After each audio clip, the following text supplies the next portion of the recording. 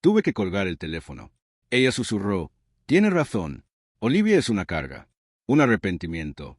Nunca debería haber existido». Me quedé congelada, escuchando. Durante 8 años había pagado silenciosamente sus facturas de $2,100.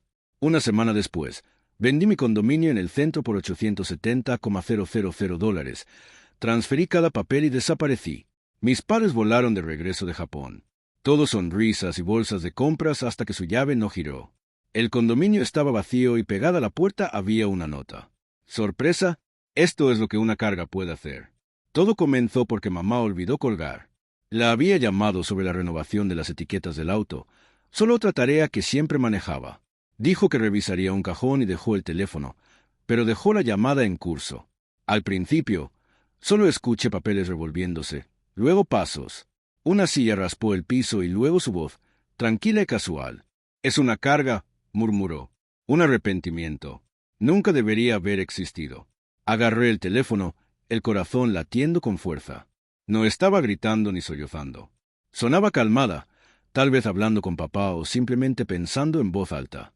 Pero sus palabras me atravesaron. Una carga, un arrepentimiento.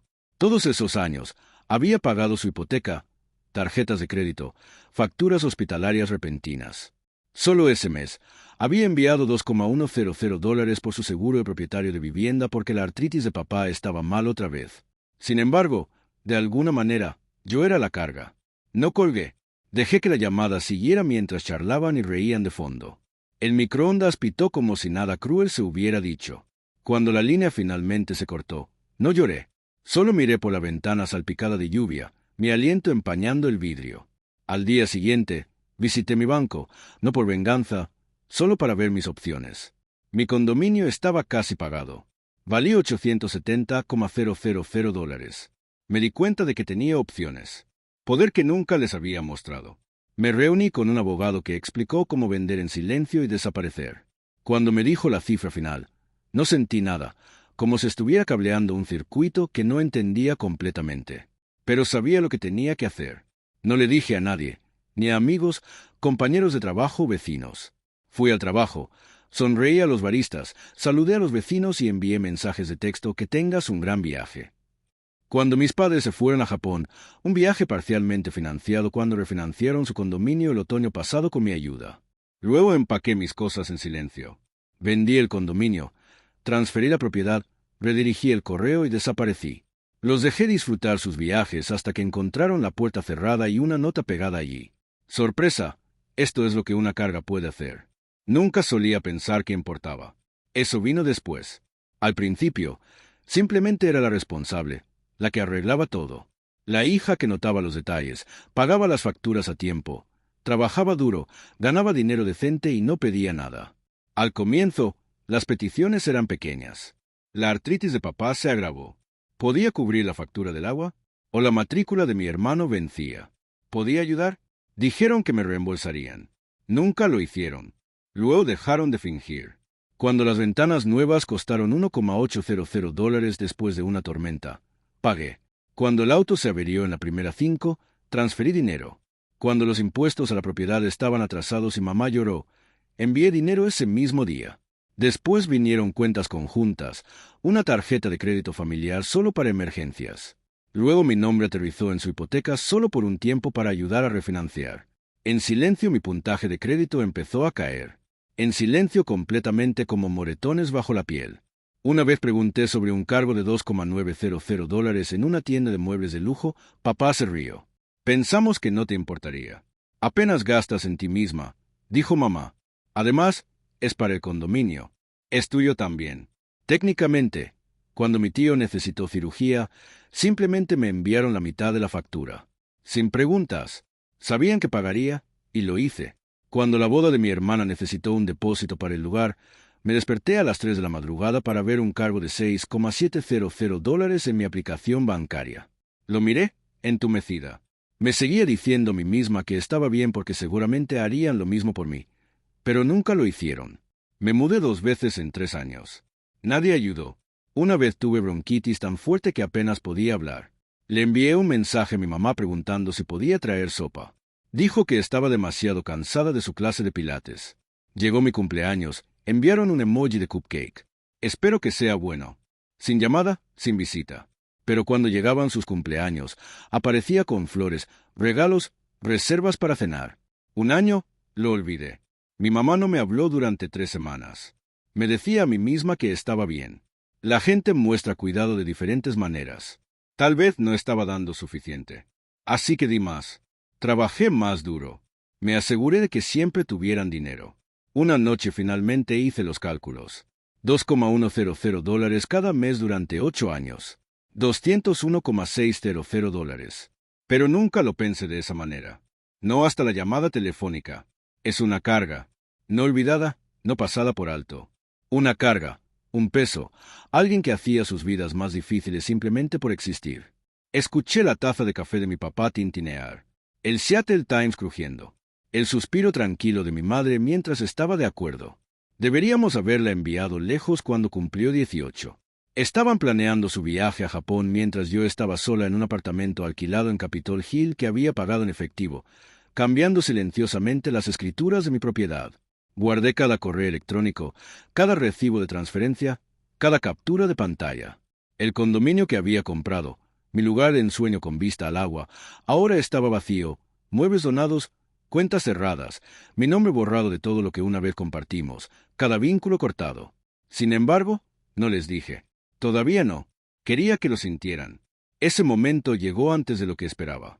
Una semana después, un mensaje de texto de mi hermano. Todavía estás cubriendo la terapia de mamá este mes, ¿verdad?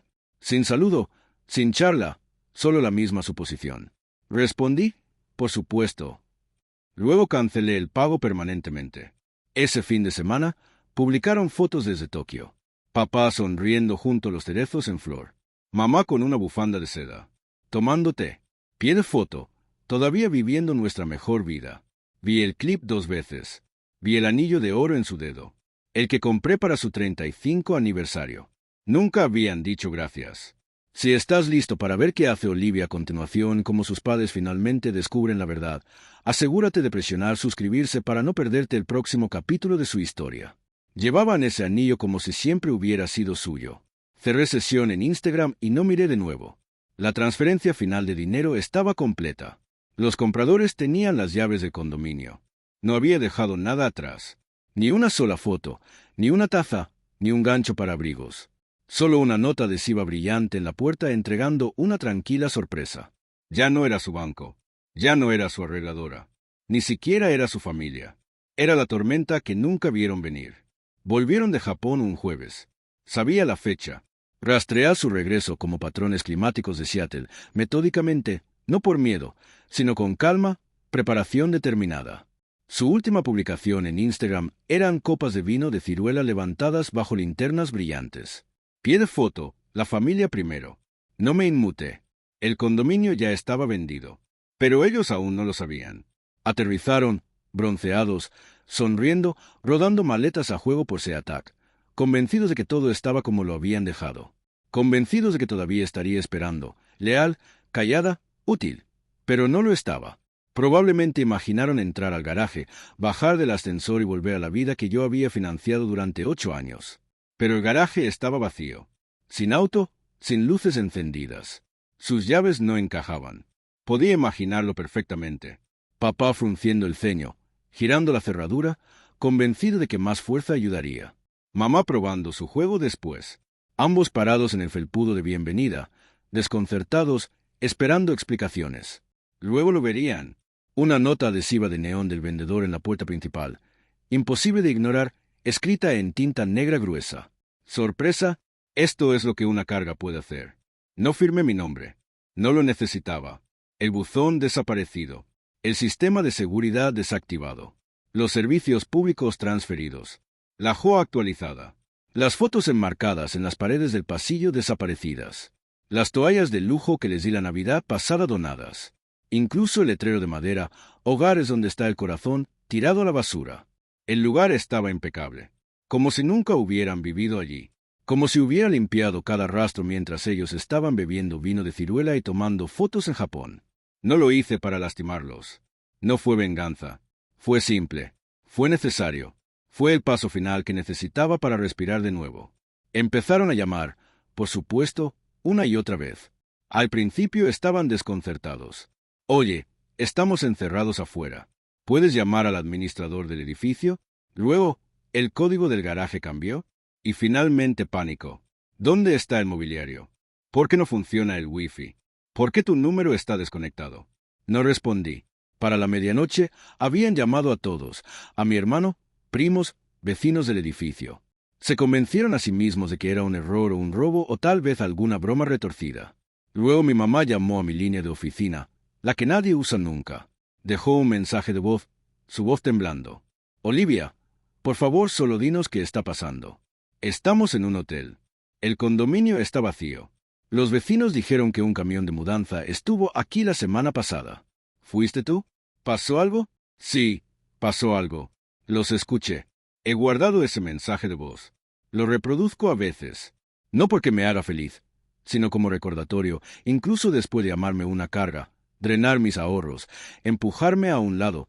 Todavía esperaban que yo interviniera, que lo arreglara. Eso fue cuando realmente se rompió para mí, cuando me di cuenta de que nada cambiaría nunca. Nunca fui su hija para apreciar. Era su red de seguridad, su billetera silenciosa, su plan de respaldo. Y cuando dejé de pagar, eso fue cuando finalmente notaron que me había ido. 8 años de lealtad, ayuda callada, devoción incuestionable. Ellos me dieron silencio, expectativas, etiquetas, una carga, una decepción, un error. Así que les dejé nada. Las consecuencias llegaron rápido. Para las 7:13 de la mañana siguiente, tenía 42 llamadas perdidas. 3 mensajes de voz de mi mamá, cada uno más frenético que el anterior. Por favor, solo habla con nosotros. Necesitamos saber qué pasó. Necesitamos tu ayuda. No respondí. En cambio, inicié sesión en la última cuenta bancaria compartida, la que habían olvidado que todavía tenía acceso. $12,000 estaban allí, mayormente mi dinero. Lo transferí a mi cuenta privada, la cerré. Desaparecido. Luego cancelé el seguro del condominio. El condominio estaba vendido. Mi nombre todavía estaba en la póliza. Envié el aviso de cancelación. Otro vínculo cortado. Esa tarde, mi papá me envió un correo electrónico. Sin línea de asunto, solo un mensaje largo. Parte culpa, parte súplica. Dijo que había entendido mal, que había escuchado mal, que cuando me llamó carga se refería a la situación, no a mí. Luego preguntó si podía ayudar a encontrar un abogado. Afirmó que los nuevos dueños del condominio cambiaron las cerraduras ilegalmente. Casi me reí. El condominio no había estado a su nombre por más de un año. Lo había configurado todo con cuidado. Un fideicomiso, una LLC, una venta limpia. Era legal, sólido. No estaban encerrados fuera de una casa. Estaban encerrados fuera de mi vida. 3 días después, mi hermano envió un mensaje de texto, el mismo que solía enviarme solicitudes de Venmo con «tú lo tienes, ¿verdad?». Como si fuera una broma. Escribió: «¿Realmente estás haciendo esto, mamá y papá, después de todo lo que han hecho?». Lo leí 2 veces. Todo lo que habían hecho. Las cenas a las que no me invitaban, las vacaciones que financiaba pero pasaba sola. La terapia que pagaba para que mamá pudiera lidiar con tenerme como hija. Todo. No respondí. En cambio, presenté el papeleo final, documentos de patrimonio. Los eliminé de cada cuenta, cada contacto de emergencia, cada formulario legal. Para el lunes, estaban encerrados fuera de todo. Sin cuentas compartidas, sin red de seguridad. No solo perdieron un condominio, perdieron la muleta en la que se habían apoyado durante 8 años. Tal vez lo dejé durar demasiado. Tal vez pensé que estaba ayudando. Pero en realidad, solo había retrasado este momento. Llamé a la unidad de almacenamiento también, la que guardaba sus cosas que yo había estado pagando. Di aviso de 30 días. Sin advertencia. Salió una carta de desalojo. Entraron en pánico. Llamaron a la instalación. Intentaron detenerlo, pero no pudieron. Vendí todo. El sofá, el aparador, la máquina de espresso que habían dicho que era demasiado elegante, pero conservaron de todos modos. Todo se vendió rápido. El dinero llegó a mi cuenta. Sin nota, sin mensaje, solo silencio. El chat grupal se quedó en silencio. Sin más bromas disfrazadas de amor. Sin más manipulación escondida en memes. Solo silencio. La última publicación de mi mamá era una foto antigua mía de niña. Pie de foto. Siempre fuiste tan sensible. No dolió. Probó todo. No era sensible. Estaba terminada. Intentaron, por supuesto. 3 días después, regresaron con un cerrajero, pero las cerraduras estaban cambiadas. El buzón había desaparecido. La propiedad estaba enterrada detrás de trámites legales que no podían desenredar. El cerrajero se negó a abrir la puerta. Dijo que la escritura no estaba a su nombre. Así que se fueron en silencio, con las manos vacías, exactamente como se lo merecían. Lo vi suceder. No desde lejos, no en una pantalla, solo 2 cuadras más abajo, sentada en un auto de alquiler que no reconocerían. Motor apagado, estacionado bajo un viejo arce. Vi a mis padres bajar del ascensor como si todavía fueran dueños del lugar, como si regresaran a una vida que ya no les pertenecía. Mi papá se veía mayor, más pequeño de alguna manera. Mi mamá se demoró en el porche, mirando la puerta, esperando que se abriera. No lo hizo. Se fueron después de 10 minutos. El condominio se quedó en silencio. Yo también. Ese silencio fue el verdadero final. Sin pelea, sin gritos, sin discusiones sobre familia o perdón. Solo verdad. No lloraron porque me extrañaran. Lloraron porque el dinero se había ido. La red de seguridad desapareció. Yo había construido esa red con cuidado, pero el cuidado sin respeto siempre se rompe. Lloraron porque su plan de respaldo se evaporó. La carga era la única que alguna vez había tenido un plan. Y me aseguré de que sintieran cada centímetro de lo que perdieron. Eliminé los chats grupales familiares. Me eliminé de cada hilo, cada álbum compartido, cada calendario de vacaciones al que nunca me invitaron. No dejé un mensaje, solo silencio. Pocos días después, recibí una carta, no escrita a mano, no firmada, solo una nota escrita a máquina de una paralegal mencionando malentendidos y preguntas sobre patrimonio. La trituré y me hice té. 2 días después, mi viejo vecino me envió un mensaje. Tus padres pasaron de nuevo. Se veían perdidos, solo se quedaron allí como si nunca hubieran visto venir esto. Bloqueé el número. Las llamadas se detuvieron después de 2 semanas. Creo que finalmente entendieron. No solo que perdieron el condominio, sino que me perdieron completamente. Mi hermano intentó. Sin embargo, un número diferente, un último mensaje. ¿Realmente nunca volverás a hablarnos? No, sin disculpa. Solo osó como si nunca se le hubiera cruzado por la mente que podía vivir sin ellos. No respondí. En cambio, salí a caminar. El aire olía a lluvia, fresco y limpio. Pasé por la farmacia donde recogía la medicación de mi mamá, la panadería donde compraba pasteles por los que nadie me agradecía. Ahora eran solo lugares. Sin espera, sin ataduras. Respiré. Se sentía como mi primer verdadero aliento en años. La gente piensa que callado significa acuerdo, que no hay queja significa que todo está bien. Pero el silencio no es paz. A veces es esperar. Ahora alquilan un condominio en las afueras de Seattle. Lo vi listado mientras buscaba apartamento. Paredes delgadas, pintura descascarada, ventanas desnudas frente a la calle. Me pregunto si alguna vez miran hacia afuera y se preguntan a dónde fue todo. Si recuerdan ese día, la nota adhesiva, sorpresa, esto es lo que una carga puede hacer. Ya no publican mucho. El feed de mi mamá solía desbordarse de días de spa, brunches y citas de familia primero. Ahora es solo republicaciones silenciosas sobre no quemar puentes. Una decía, no quemes puentes. Podrías necesitarlos de nuevo. Pero ellos nunca poseyeron ese puente. Solo se pararon en él mientras yo lo construía. Y cuando me fui, cayó. Mi cuenta bancaria está calmada ahora. Sin cargos extraños, sin facturas que no debía, sin mensajes de personas que solo llamaban cuando necesitaban dinero. Los fondos que solía enviar como sangre vital todavía están allí, seguros, creciendo. Me mudé a mi propio lugar. No más grande, no más ruidoso, solo mío. Cada lámpara, cada cortina, cada silla elegida por mí para mí. Sin culpa, sin deudas ocultas, solo espacio, solo silencio. A veces todavía escucho su voz de esa llamada que olvidó terminar. Es una carga, una decepción. Nunca debería haber nacido. Dejo que esas palabras resuenen ahora. No las combato, no las explico, no discuto con fantasmas. Solo recuerdo que ese condominio era mío. Ese silencio era mío. Esa nota final. Si alguna vez te has sentido como una carga, espero que mi historia te muestre que está bien elegirte a ti mismo. Comparte tus pensamientos o consejos para mí abajo. Me encanta escucharlos. Y si mi viaje resuena, suscríbete para seguir caminando este camino conmigo.